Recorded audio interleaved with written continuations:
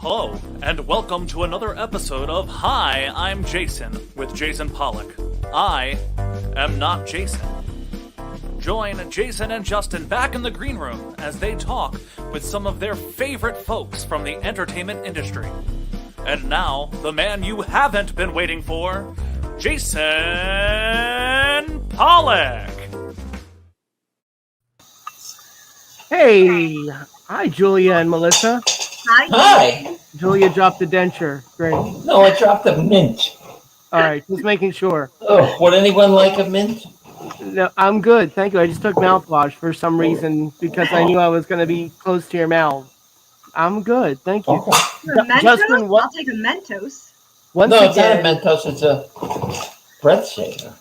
Oh. wow. Listen, once again, Justin is not with us, and it takes two very talented people, to take the place of one Justin Gonzalez. Well, really talented Jason and then just me, but that's okay. Oh, stop it. Melissa, Julia, for those of you who don't know, Melissa is a host of several radio shows. Melissa, you want to share the name of that radio show? Sure, so we've got Viaggio Musicale on Sunday. Wait, no, the other one. Mattinata Musicale? Yeah, that's the one, Julia. Yeah. You've heard of that one, right? Everybody's heard of that one. Italian. You're Italian. Yes. I love it. Where is that? Where does that air? I want to listen to that. So you can hear it on podcast 24/7 on the radio stations for WILM or 92.1 FM, which in this area is cruising 92.1. But I didn't hear the first word. What? it was for WILM. No, the first word of your show. The first. Oh, there's Mattinata Musicale. And What does mattinata mean? Oh, matinee? Musical That's- matinee? It's that morning, musical morning. Okay. Translate to, yeah. And what was the other one? Viaggio Musicale, and that's musical. Voyage. Musical trip. Yeah. There you Okay. go. Yeah. Julia, I'm impressed you could Look at that. translate. I understand more than I can speak it. There you go, Julia- Jason. Now we just got to get you up to snuff on your Italian, and we're good. Me? I can do that. Okay. I can do that. That'll be Well, for no, another Julia's show. Let's already look. a step ahead. We have a guest that's sitting in the virtual green room, eating all the virtual sushi and drinking all our virtual wine. So let's bring him out before he's unable to talk. Hey, Now Bruce Vilanch, everybody. live in Hey, color. Bruce. Hi. Just sending out an email that will stop World War III. Please hold, still checking. I have a very fast thumb, but it's too big for this keyboard. All right, I've done it now. We're all safe. Hello. Hi. Hello. Hello, Thank you for being here, Bruce. It's And it's wonderful. very fast Wow. thumb. Musical matinee. Bruce, where's home for you, Bruce? What time is it where you are? I'm in Hollywood, California, where it is tea time, 4:06. Oh, lovely. Well, So, thank you for so joining us I- for I'm time. having just a short bourbon. That's how you do it. Mm-hmm. Julia, what are you drinking? Not a short bourbon, that's for sure. I'm not drinking anything. I'm having a I mint. just pretend. No, I have right here. Look, I have a cup of Folgers, hot cup of Oh. Folgers. That's good because Doug never has a second cup of your coffee. No, he doesn't. So listen, you two have a mutual friend in common. Did you already discuss Max Alexander? Not today. No, I haven't mentioned him. I haven't. No. How's he doing? Well, I not so haven't good. seen him in ages. Well, he's I ran dead. into him. This is so long. About 7 years ago, coming out of the Friars Club in New York. He's dead. I was staggering out, and he was staggering in. He's dead. He's not I know. staggering It makes anymore. sense, but I was not a friar, and I never joined. But I think he was a big friar. But he's still dead. But he's still dead. He died. He died 5, 6, 7 years ago. He died. Okay, that's why I haven't heard from him. He, That cuts off communication.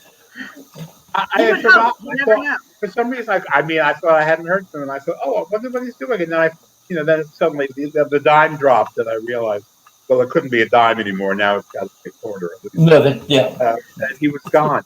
He was. I saw him somewhere, and I got him a job as Ann Margaret's opening act. when she was still playing Vegas about 15, 20 years ago. And he was her opening act until she stopped doing, live shows. Because at a certain point, you could just kick so high. But he was great. He was a good guy, a sweetheart. He was. We reconnected when I came back to comedy, and he was one of the first people that I met again. He actually tried to hook us up, not romantically, just Well, yeah, that's a fool's errand, but why not try? Well, Julia was making a comeback to comedy, and he was trying for you. She ended up with me, but look where she ended up. She's okay. I had nothing to do with the switch. This is post switch. Now, Bruce, I'm so excited you're here. Just when I look at your credits and when I look at your IMDb page alone, like you're such a pop culture icon. You everything that I grew up with, you took part in. The cornball variety shows, the Oscars, everything. You had a part of. You're like the Forrest Gump of entertainment. I had a young agent at William Morris some years ago who said, "Why don't you delete the last 3 pages of your IMDb because it makes you look very old?" And I said, "You're very young to think that." All that stuff is interesting, and it's like that's who I am. That history is who I am. We're not going to, you're not going to be able to sell me on somebody who's fresh out of the carton. No, I'm sorry, Jay Paul. No. I was watching your interview on the Archive American Television, I think it was, and real fascinating stuff. Things I really didn't know. It is. I looked at it yesterday for something. Somebody said you have a great explanation of the Rob Lowe Snow White. That's what I was gonna. I saw it. I looked at all I could see was all my Hitchcock waffles. I covered all this up for 32 years, and then I saved it for Hairspray. And then I was stunned at that, though. I did not remember it, and then I went back and watched it on YouTube, and it's. You were one of the few survivors of that debacle.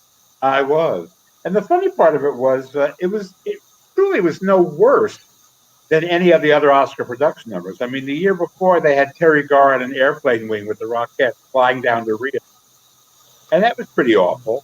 And not as bad as this, though. This was. You want to explain what happened for those of people who didn't see it? Well, a lot happened. It was Alan Carr, who was Can't Stop the Music and La Cage aux Folles, a lot of big Ann Margaret's manager. And he was producing the show that year, and he had seen a show in San Francisco called Beach Blanket Babylon, which was a fixture of San Francisco. The storyline of the show was Snow White comes to San Francisco and meets all these strange characters. And he thought it would be great if they brought Snow White to Hollywood to become a movie star. And it would be Snow White returning to Hollywood, but she was returning to old Hollywood.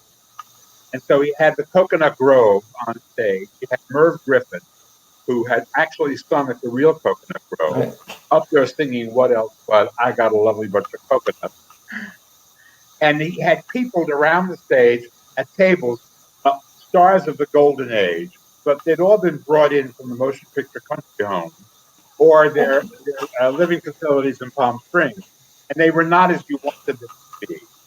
So it was like Dorothy Lamour being dragged across the stage by 2 dancers wearing glasses. Not Tom DeLeo at all. Roy Rogers and Dale Evans just sitting there, not moving. Tony Martin and Sid Charisse did insist on moving. She actually looked pretty good, though. She looked pretty good. She was, among the younger of the old. Yeah. Alice Faye, and but they were, it was. If you knew from the old days, you were mildly horrified because they were nothing like you remembered. If you didn't know them from the old days, you were saying, "Who the fuck are these?" Oh yeah, Roy Rogers. What home have they? It was Gene Autry who was there, right? In French, in the middle of everything, out comes Rob Lowe, the young hip element. and he starts dancing with Snow White, and they're doing Proud Mary. And it's not great. It's okay, but it's not great. And again, you were going, and who is this Snow White? She was the actress from San Francisco. And then she goes into the audience and starts talking to stars, and they're all looking at her like, please don't call on me, Miss Kraska. And it's all going south rapidly, and it could have gone farther south because the number was very long, and there was a 4-minute tap dance done by the Nicholas brothers, who were two 80-year-old black guys who were famous for doing splits coming down staircases in old musicals. They were brilliant. They were, yeah. Uh-huh. But they were like 80, and it was scary to watch them rehearse this. And their partner was Mayim Bialik, who at the time was the girl who was Little Bette Midler in Beaches. She then became Blossom and Big Bang Theory, and now she's Jeopardy. So, and she's a neuroscientist. Her commercials tell. But then she was a girl. It looked like they shrunk Bette Midler, and here were these two black old tap dancers, and the three of them. And it was again another one of like these. What the fuck? And it had nothing to do with anything except it was at the Coconut Grove. So that got cut. So that was a mercy. Then the Coconut Grove went away, and suddenly it became Grauman's Chinese Theater. And the box office of Grauman's Chinese Theater. And Snow White is standing by the box office of Grauman's Chinese Theater under the marquee. And of course, we realized as we put back that the whole marquee is the headpiece she's wearing, like a Ziegfeld Follies girl. And it's spectacular. And then it goes away. She sinks into the floor. A staircase came down, and Lily Tomlin came down the stairs. And we were watching this rehearsal, and Lily said, "How do I save this?" I said, "There's nothing you can do." I said, "Here's an idea. Lose your shoe on the way down the stairs." What was it like backstage watching that? Say, well, a fitting finale to the opening number. And then just go on, because there was no host that year, and she was just saying welcome to the Oscars, and then we were going into the credits. Anyway, it was predictably bad. People thought, but it kind of went away, except for two things. One was the next day Disney sued the Academy because the head of Disney was pissed off. Frank Wells, now dead, was pissed off at the Academy because he wanted to shoot a number at the new Disney theme park in Florida with Snow White, and the Academy would not let him. And then they did, but he went ahead and made a commercial anyway, and it appeared right after the number. It was like, here's Snow White again. So he was mad, so he sued. And and then a whole bunch of people that the Academy and the network would not let on the show because they were old, wrote a letter condemning the show.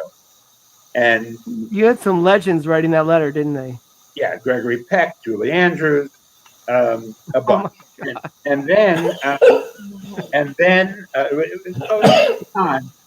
2 weeks later, the Rob Lowe sex tape, where he had gone to Atlanta to the Dukakis convention, the Democrats, and he had screwed this 17-year-old girl, and there was a sex tape. And so every time it aired on television, the story, they would say, Rob Lowe most recently seen in the controversial Snow White cover on the Academy Award. So it grew like some kind of malignant tumor into this legend about how awful it was. And it was pretty bad. But I mean, believe me, there have been things that are equally awful.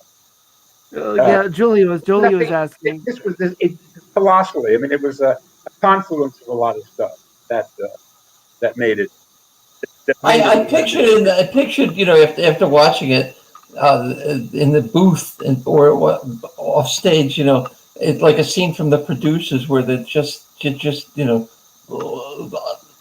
speechless watching what's. Well, we didn't have Hitler. We didn't have, you might as well have. It wasn't deliberately bad. It was just ridiculous. I mean, everything that could have been wonderful was terrible. It was an interesting idea that could not be executed correctly, and so it was a disaster. And it took on the weapon of become connected with another disaster. But Well, I mean, I had nothing to do with that number except advising Alan to cut the Nicholas Brothers and Mayim Bialik and giving Lily an entrance at the end of it.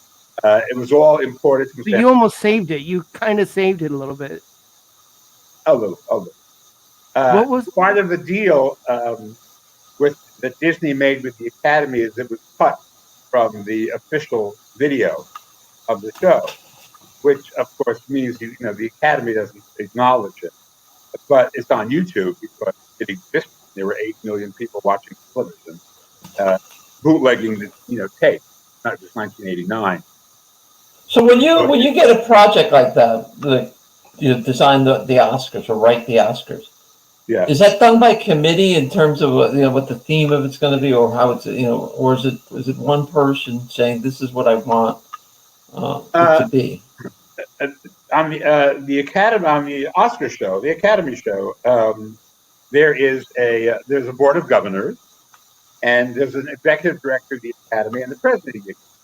They are the point people, and they approach traditionally. It may change next year, but traditionally, ever since it's been on television, the producer of the TV show is a movie producer. And the director of the TV show was a TV director. The idea was to not turn it over to TV people. Because remember, this goes back to the 50s when there was a real difference. When TV people were mostly people who had done B movies, which were made fast and cheap, and they would go make television with them. And the A people were still making features. So there's always been a movie producer. That person. Then they sit down and she comes up with, they come up with their ideas and what they want to do. And that's discussed generally just with the president of the Academy and the executive directors. And then it goes from there. They decide if they want to host, which they always do.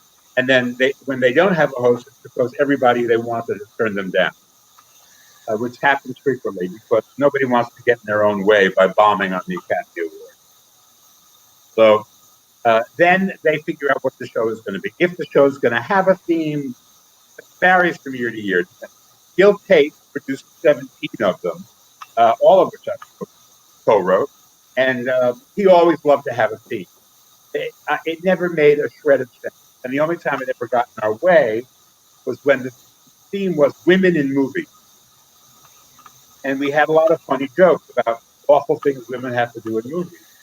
As Billy Crystal was hosting, and it followed a clip of women in movies that was so brilliant. The audience was in tears when it was over. And out comes Billy with a bunch of jokes about tits and ass and, Sharon Stone flashing Bush and all that kind of stuff. And it did not go down well. He behaved himself because, that he's Billy and he knows how to do that. But it was because it was a theme. And the joke is that, nobody pays attention to the theme. And so they don't do it anymore. The team is getting through the show. It's too all over the place already. Yeah, exactly. It all depends on what the year is like. But the interesting thing about that show is that they're always reinventing the wheel, but it has to be until the Academy makes some structural. And they toy with it of not giving every single award on the air. Problem is for the audience, there are only 4 acting awards. The audience is used to seeing the Golden Globes, the SAG Awards, and the Emmys, and the People's Choice, where there are hundreds of acting awards. On this show, there are 4 people who they may be recognized, and there are some other winners they may recognize if they're famous enough people. But the star power comes from the presenters, and lately from the musical people who are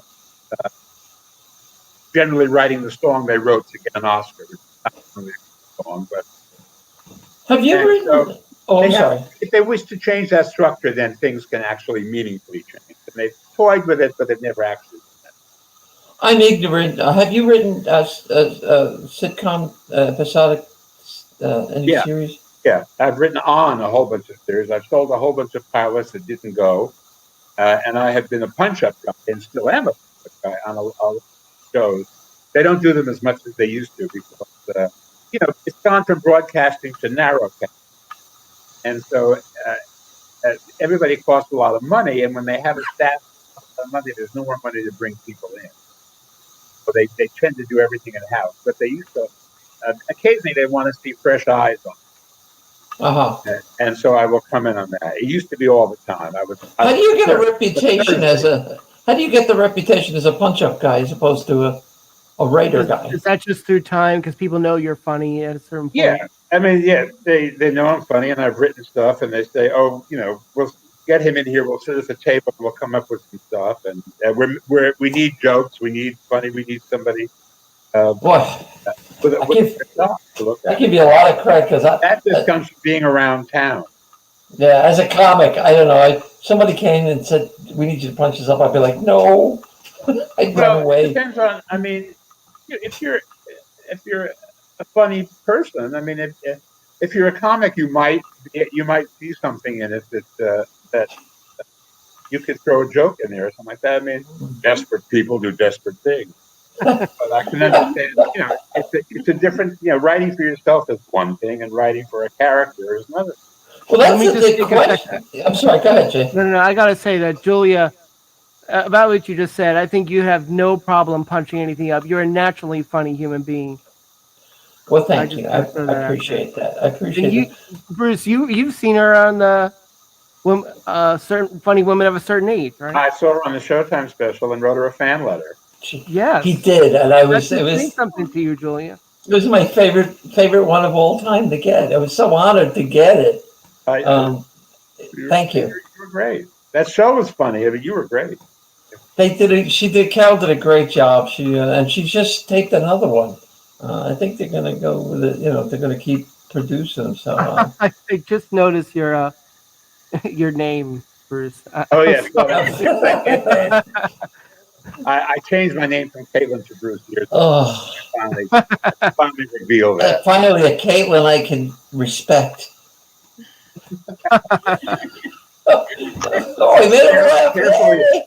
Carefully spelled that way so nobody else would have it. I sense the fine hand of Kris Jenner behind the whole thing. Oh God! She just won't go away. I know. Well, she established the Republic of Kardashian, and I love that. Oh my God, that's great. The Republic of Kardashian. Bruce, I gotta ask you.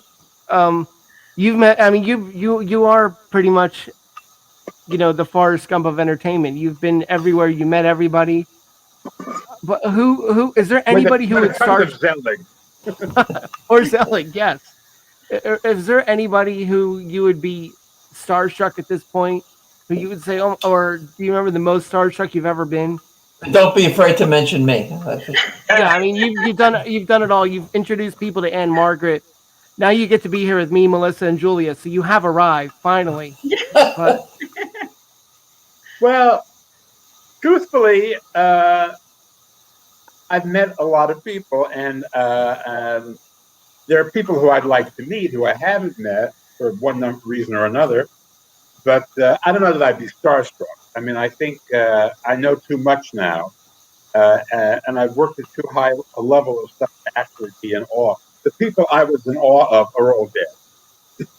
I mean, they are. I mean, I think Lady Gaga is terrific, and I met her before she really became Lady Gaga, so she doesn't really. But there are a lot of people who I'm fans of and happy to meet and write fan letters. I don't know. The thing that happens is when you meet somebody and you're kind of gobsmacked, they turn out not to be what you thought they were, or what you really want. You didn't really want to meet Betty Davis. You wanted to meet Margot Channing. Mm-hmm. I didn't really want to meet Katharine Hepburn, who was attached to an old woman when I did meet her. I wanted to meet Tracy Lord, not because she was a Tracy Lord, but the character from the Philadelphia. And it kind of goes like that. I mean, Sean Connery was not James Bond. And Cary Grant famously would say, "I'm not Cary Grant. Cary Grant is a made-up character, made-up guy. Yeah, I'm Archie. He's Archibald, right? I'm Archie from the vaudeville, from the musical." I mean, he did a great Cary Grant impression, but and nobody else. Also, nobody else has come up with anything like that. They used to say, I mean, in script, you would say he's a Cary Grant type. Because there are no Cary Grant. That was made up then, and it's made up now. I mean, so much of the golden age of Hollywood was made up by people, by Jews who could not break WASP society and created their vision of what it must be like. And people get into WASP society and they say, it's not like it is in the movies at all. Everyone's drunk on their ass all the time and they're all boring people. And as the Jew, I can say that. Lashana Tova to you, Bruce. Caitlin. I'm allowed. Like Cary Grant, it was to me one of the great light comedians of all time. Yeah. And you're right. Nobody could do what he did, but what he did was brilliantly funny. I could watch Arsenic and Old Lace and Bringing Up Baby and all of those. Yeah. It's never old for me. You're right. He was a true original, but boy, funny. Yeah, would you say George Clooney has got a little Cary Grant in him? Well, he looks a lot like Clark Gable. I mean, he's actually prettier than Clark Gable. But he's got a combination of both that kind of thing going. He's got the old Hollywood look, the leading man look. Yeah, I'm not crushing on George Clooney. I'm just saying. No, he's believable. I mean, Ryan O'Neal tried it, but Ryan O'Neal was a little too jejune. He's not believable as the head of a corporation and all those things that George can play. You play a person of substance who has accomplished. Yeah. You're right. He may be the only one. I mean, I haven't thought about it too much, but what are you working on now? Getting you off mind me? show. I mean, my God. I don't blame you. I got a bowl of bread flakes waiting for me. DoorDash is pounding down my gate. I'm working on a bunch of stuff I can't talk about because we haven't announced it yet, but new musical and this and that, and so I got nothing to plug. Okay. Oh wait, we have a few commenters. Good. I see. Mark Riccadonna just asked the question: did Cary Grant really trip on LSD regularly? I don't know if he did regularly. I mean, Diane Cannon told me that he had her do it with him once, and that he was on it a couple of different times. But I don't know the regularity of it. It's certainly no secret. That's something that would happen to me in a dream. I mean, and that these people, you've met these people in real life. That's like I had a dream that I did LSD with Diane Cannon and Cary Grant. Like that's not reality for me. Weird. It was. I knew Diane before she married Cary, before she was famous. But I knew her. She was my cousin's roommate. Then she had done Broadway. Diane. She was in How to Succeed in Business Broadway. She replaced Michelle Lee, if you can believe this, and the national tour. And then she did a couple of other little things, and then came out here and really happened. Bob and Carol, which was around '69. But and then she met Cary Grant later and all that. At one point, she was an Alan Carr client, and we put together a nightclub. It was not her forte. I mean, she could sing and dance. She was on Broadway, but she wasn't really a nightclub. And she had some very high level bookings that were not great, and she pushed that away. I don't know. I don't remember when that was in terms of Cary Grant, but they had a daughter, Jennifer Grant, who's an actress and who played. I think she played like a Diane Cannon part. She's like a woman who marries a famous actor on a sitcom with Harry Hamlin. They were living in Malibu, and I can't remember the name of it. It only went to. Anyway, that was somewhere in there too. And then Diane was on Hollywood Squares a lot. We like to have her on. Is she still with us? She is. Yeah, she's still with us. She's still with in Hollywood, yeah. I haven't seen her in ages, but I haven't, we don't go to Lakers games. She had the greatest laugh. Famous going to Lakers and Clipper games. She's a big basketball star. A fan, not a star. And she was a star. She could slam dunk like nobody's business. And dribble, but that's let's not go there. I have to ask you, I almost didn't want to bring it up, but I have to ask you, how big a part did you have in the Star Wars Christmas special?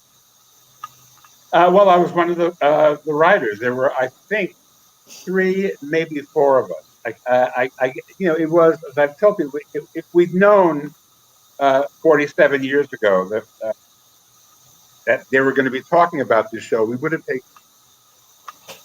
it. But it was 1977, and we were all chemically old, and it was Star Wars, and it was one of many hysterically bad specials, high concept stuff. There were 3 networks in those days, and a lot of these shows were done to showcase variety people and other people on the network.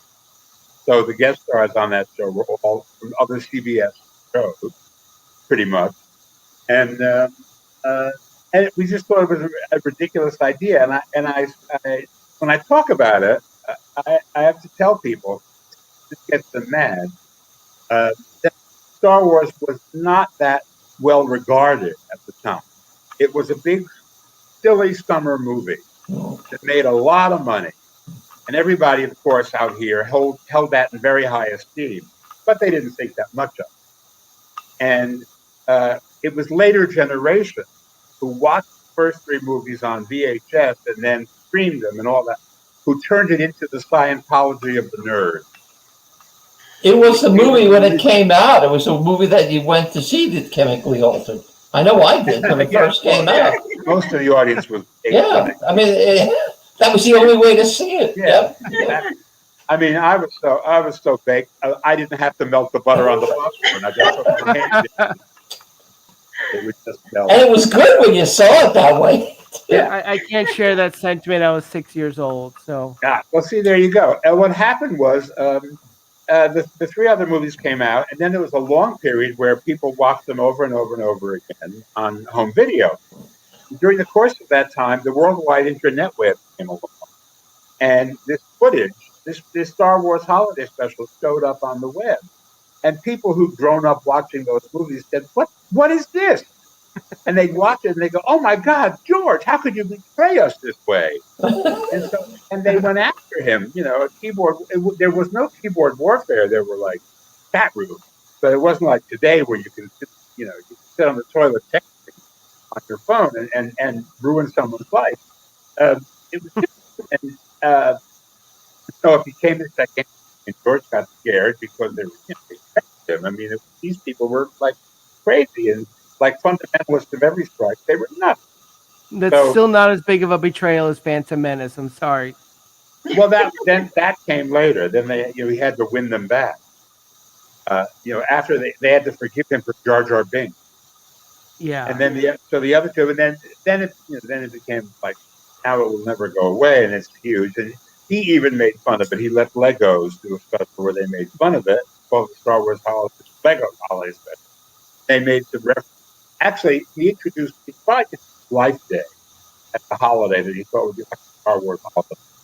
And he refers to that in the Lego. And of course, now it's May 4th. May the 4th be with you is sort of a half-assed Star Wars holiday.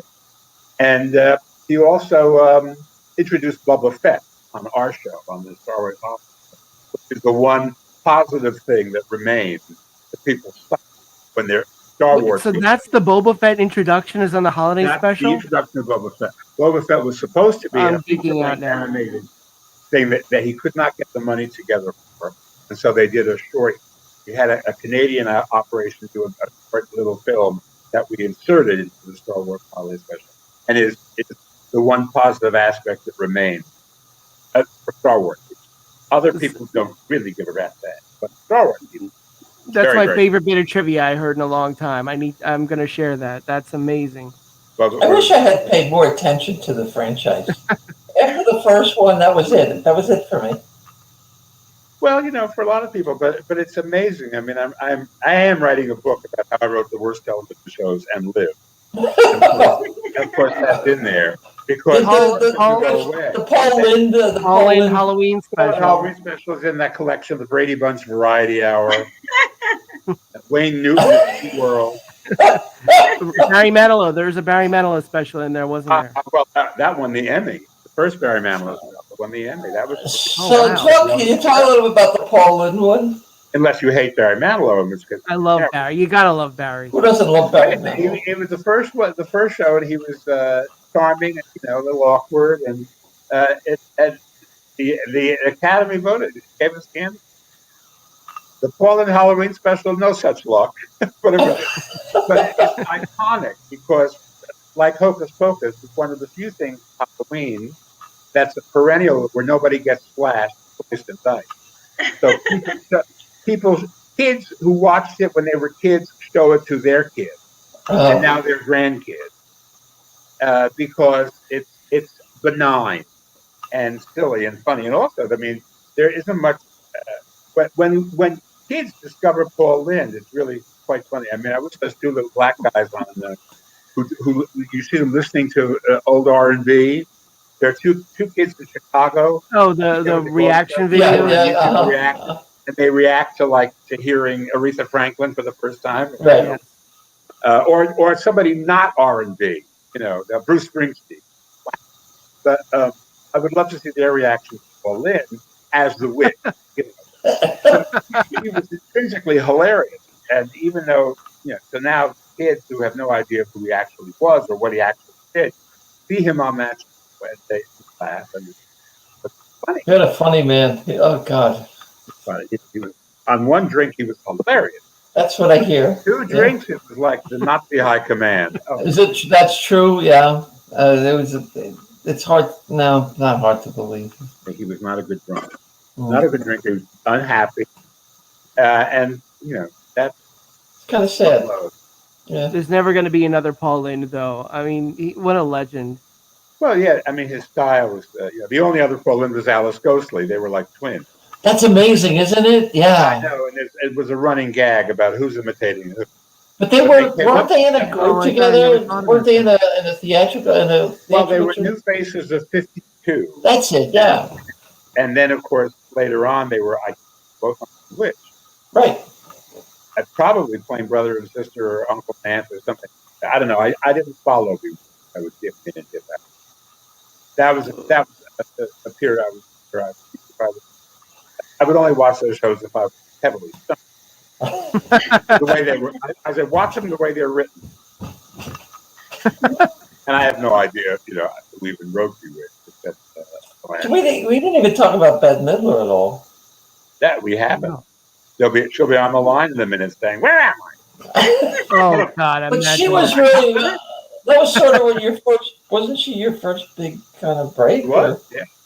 She was the first person. I was writing for a newspaper, for the Chicago Tribune, and I saw her and loved her and reviewed her, and I wrote a column about her and thought it was funny, and said I was a funny writer, and I said, "You're funny. You should talk more on stage." And she said, "You got any lines?" And that was the beginning. I wrote a whole bunch of stuff for her about Chicago, and it became a thing. She was touring, and wherever she went, I would call. I was the TV critic for the Trib, and I would call the TV critics from all the other papers who I'd met on junkets and ask them what was happening in Cincinnati, wherever she was, and I'd write look stuff, and the audience would go, "How did she know about that?"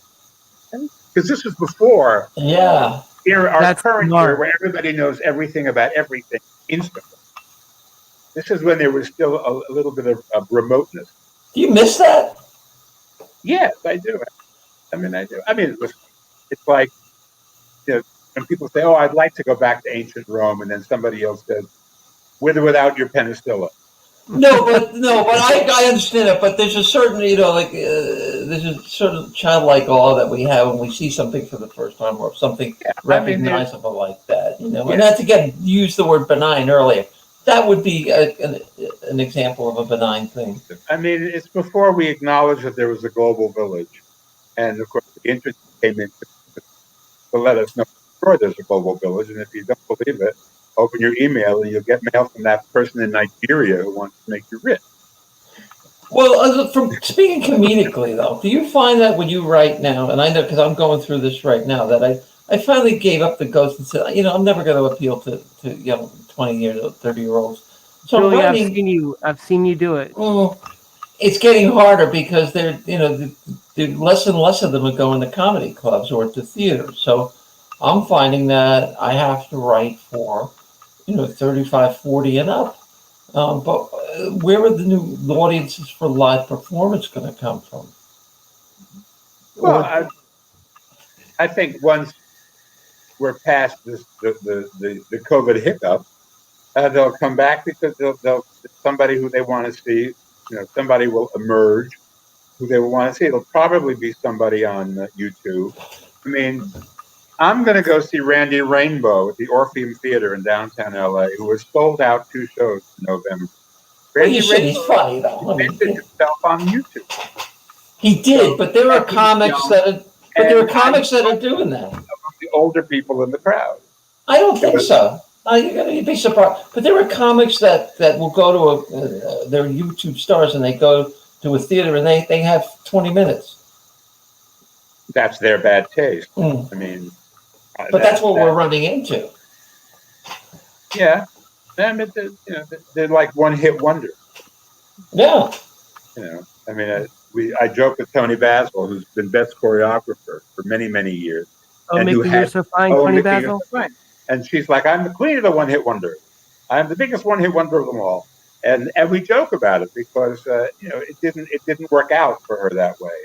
But that was a long time ago, and she's still Tony Basil, and she's so fabulous. She reinvented herself, the doyen of club dancing and salsa and all these things. And she's 78 years old, and she goes to the bar and ballet bar, and can get up and do all of those moves that she could do when she was a kid. So. To give an idea, as a younger audience, and I think she has more to give than one hit. Wasn't she an Easy Rider, or am I thinking of somebody else? She was 5 Easy. One of them, 5 Easy Pieces or Easy Rider. I think 5 Easy Pieces. Hey, I didn't realize she was as old as she was. I can never remember. She and Helena Kallianitis played a couple.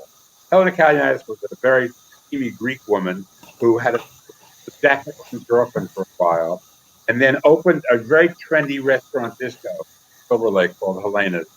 That ran for about 5 years. It was the place. Closed. Wait, what was her last name?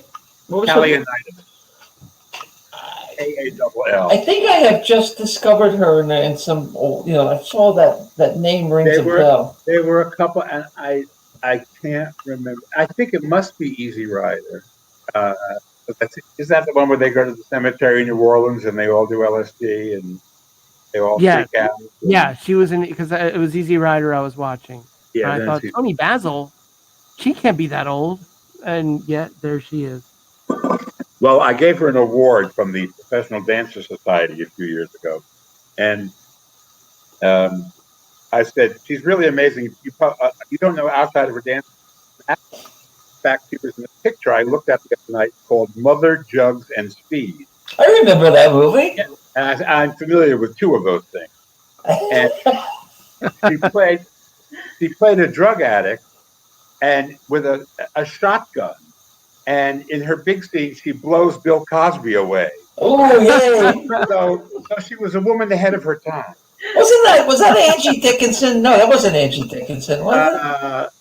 In Mother Jugs, Raquel, that's who it was. Yeah, okay, yeah. I remember that movie. Yeah, it was Cosby, and I forget who there are 2 cops, and Raquel, and Tony's a druggie, and she only worked a couple of days, but she's very memorable. And they shot her whole sequence on the canal in Venice, not Italy, but here in LA, and she lived right off the. So I think I walked home. I got to bring up something else. I got to change the subject before we go. Weren't you also on Broadway? I was in Hairspray for a year. You were in Hairspray, yes. I did a year on the road after I shaved my beard, and then a year on Broadway. I never did the beard back. What Yeah. haven't Were you you- done? Were you in with? Were you on with Kevin Meaney? Was he in that company? Yeah. He came in just before I left. He was in. He was one of my many understudies. I don't know why they just did. And he was playing Mr. Pinky. He played Right. what was called the male authority figure, which was Mr. Pinky and a cop and Mr. Spritzer, the head of the hairspray company, uh, and um, and it wasn't very long. It was like a month or so before I left. He came in, yeah, and then he stuck around. I think he was. He did stay there for a while. Yeah. It ran for 3 more years. I think he said he did 3 or 4 years. Yeah, I think he was in a long time. He was. Yeah. He always spoke highly of it. We were touring together for a while until he passed. Yeah. Well, Big Pants and Hot Flashes tour. What? He'd The been Big on Pants Square. and Hot He'd Flashes been on tour. Square, too. I'm sorry, I missed what Bruce said. What? I said that we brought him onto Hollywood Square. Yeah. Oh. He was great. I miss him. It's gonna be 5 years he's gone this year. Yeah. So. All right, Anyway. you've done. Before we go, Bruce, what? Okay, you've done so much. What haven't you done that you still want to do? Jake Gyllenhaal. Wow, and that's so sick because I knew him when he was a child. He played Billy Crystal's son in City Slickers. I love that. Oh my movie. God, that Really? was He was him. a kid. Yeah, I He love was that like movie. I 7. didn't realize that. Wow. And I look at it now. I mean, Billy's faces. I miss these faces. There are 2 kids in the movie. I gotta go back and look at that. Yeah, I think I was. Yeah, well, his mother was Naomi Foner, who was a writer-director. Running on Empty was her big writing credit. And his dad was Steve Gyllenhaal, who was a director, and but like a lot of AD and stuff.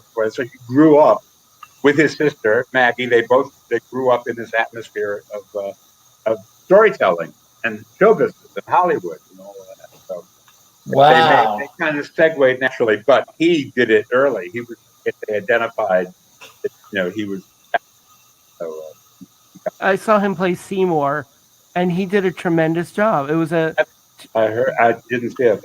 I mean, I know him. I joke about him, but I know him. He was screwing up quite a few lines because it was a very quick rehearsal, and Yeah, I think I noticed the rest of the cast was kind of taunting him about it. You could tell if you know the musical, you could tell. Oh my God, he's messing with Jake. You could tell.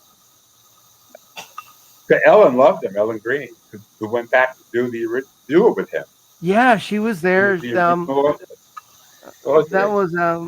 was like it was like Little Shop meets The Graduate. I would say. I said to Ellen, "What a great idea!" And that was.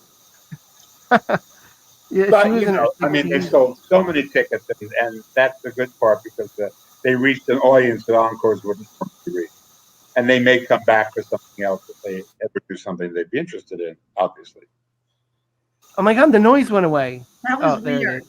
Oh, it's me then, because I just muted my mic. Oh, okay. We learned. His house blew up, so we know it wasn't a gas line. Wait, let's go back to the beginning now. Okay, ready? Oh, okay. No. There's stuff. I'd love to, act more. I mean, I've had a couple of false starts on Broadway. I would love to go back. I'd love to be be the wacky neighbor on a sitcom. That would be fun. Really? Making a note. Be the center of anything on any of those. Part of it. Yeah, all of that. But Julia, it's not like I mean, I feel like I'm incomplete because I never did the triathlon. I feel like I can't imagine why some sitcom hasn't scooped you up and put you on it. Oh, I don't know. There've been again a couple of false starts. You just never know. I mean, it's a combination of the right time, right place, right people. it's true.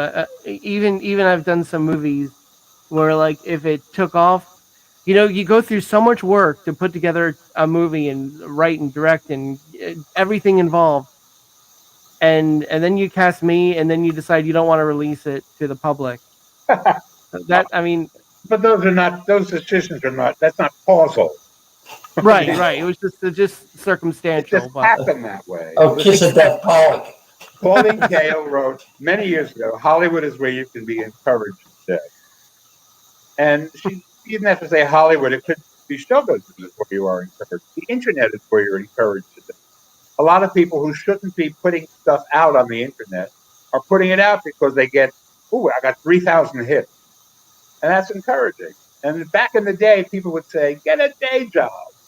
Man, go with this shit. But now, you're not allowed to say that because there'll be something that will validate.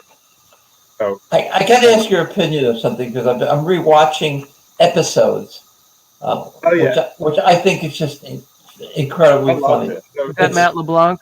Matt LeBlanc, but Matt LeBlanc. But the interesting thing to me is Tamsin Gregg and the English writers being put in Hollywood and their take on everything, which is like they can't quite believe. They're both. I can't decide which one I love more, but Tamsin Gregg, the writers, the point of view is so brilliant. And the girl's name I can't the one that played the secretary to Pankow. I can't remember her name. I can't. Oh my God, is she good? She's so good. Tamsin Gregg is a favorite of mine. I like her. I've never seen her in anything but that, though. She was in a show you could check out. It was like a Bridgerton, but it wasn't Bridgerton. It was on Showtime recently. It was a period piece where she was the central character. And I'm Barclays. Well, just look her up, Tamsin Gregg. Okay, but they both have great comic chops, though. The two of them are. She's really, really good. She's really funny in that. And then there was a musical of the Almodovar movie, Women on the Verge of a Nervous Breakdown, which she did in London, which was a modest success. It went to Broadway with Laura Benanti and Patti LuPone and bombed. But I love that movie. And at one point, we had a deal to do an American version with Whoopi, at the height of Squares, and it never, but fell apart. But so I liked it. I know that's why I wound up seeing that piece in London because I want this, and not much, but she's incredible. She really is. The whole cast is. I give Matt LeBlanc a lot of credit. Belgravia, that's it. Belgravia. That was the title. Oh, okay. Of her series. I knew it had to be Belgravia. Belgravia. That's quick, the very bougie part of London. I've heard of that. But before we wrap up, Belgravia. It's around Belgrave Square in Mayfair. It's very high tone. Before we wrap up, I just want to give Julia a quick plug here. Today, her interview in Hustler magazine came out. Whoa. Wow. That's right. Yeah. Yank him if you got him, folks. Hustler pink. Pink. There's a staple in my crutch. It's a nice interview, though. Actually, they did a nice interview. I don't know if anybody's going to see it, but it's a really nice. So pick up Hustler if you can find it somewhere, and watch Julia's buy for the article. If I can find, there's a Hustler store out here, Hustler Hollywood. There you go. Huh? But they moved it. They tore down the block, but it moved. Now I have to figure out where it is, because whenever I went in there, they would make a big fuss over me. I did. I can't imagine. They would move me towards the dildo section. I don't know what they thought, because I was generally in there buying gag presents. Sure. And it was there was the Pleasure Chest is the other place that had it, but they were being renovated. So I went to Hollywood. I figured dildo's a dildo. You can also see the documentary that you should My Life. Yes. Julia Scotti, Funny That Way. That's Funny That Way in Amazon Prime. And you have one more Women of a Certain Age coming out, a new one, don't you? I don't, but I don't know when hers is coming out. The new one's coming out. It's good cast. Is it still Fran, or is it somebody else? No, Fran was just the first one. Ours was Caroline Ray. Well, actually, Carol Leifer was the host, I think. I did see that. That was the one you saw me in. Yeah. Caroline, America's Sweet. She was. I don't know. She was a regular on Squares with me. She was great. She was real. All the women on the show were great. We had a wonderful time. And Really fun. Melissa, where can we see you? Or are you too busy selling your house? I understand that stress. So you're just going to be on the radio, right? You can see me in the trash can outside my house trying to hide from everybody. That's where you can see me. I understand Yeah, that. just the radio right now. I think once we move and get settled into the new house, there's going to be a couple of other projects, but one day at a time. And Bruce, do you have anything you want to plug? Yeah, sure. I will be at Milwaukee Pride, emceeing the shows on October 8th and 9th. And Oh, Very cool. there you go, which will be a big outdoor thing that they finally, pulled together. They're finally COVID-free enough that they can do it. And then I'm doing Fort Lauderdale Thanksgiving weekend. That's a new room called the Savory, which certainly describes me. Salty and tasty. Well, taste free. I always thought of you as full body too, not just savory, but full body. Full bodied savory. Yeah. If you're in Lauderdale for Thanksgiving, and if you're gay, why aren't you in Lauderdale? You're Well, avoiding thank you your so much. family.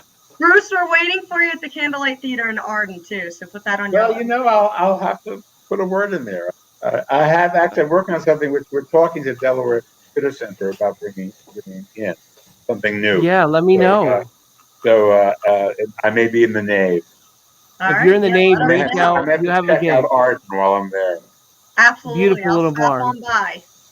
Well, hang out for just a second. We're going to end the show. Thank you, everybody, for watching. Thank you, Bruce and Julia and Melissa. And next week, same time, we have Lloyd Kaufman from Trauma Films. I'm a little fanboying about that one. And take care. Have a great night. Betsy Connor, just from the Candlelight, just tuned in. That would be great. So you have a gig at the Candlelight. Perfect. Baby. Keep a candlelight in the window. Oh, Hey, I'll be there. thank you, everybody. Thanks Have for a Let great me out night. of Bruce. Rehoboth. Bye, Julia. I'll be Thank there. you. good night. Good Night, night. everyone. Bye.